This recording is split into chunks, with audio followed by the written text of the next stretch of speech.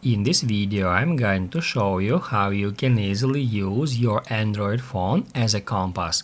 Be sure to watch the video to the very end so you don't make any mistakes.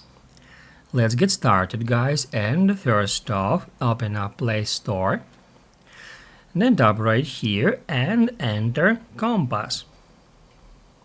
It will show you different apps that you can install on your phone that can show the north direction. I prefer to use that one, which is called Digital Compass. We can tap on it, and then if it is not installed on your device yet, right here you will be able to find that install button. Just tap on it to download and install the app. It is already installed on my device, so I can just hit add open.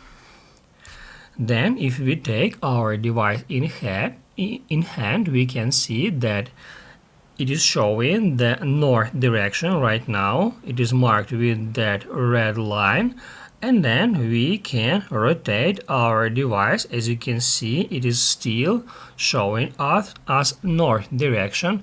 Just keep in mind, guys, that a compass is not always accurate and can only give you an approximate direction to the north.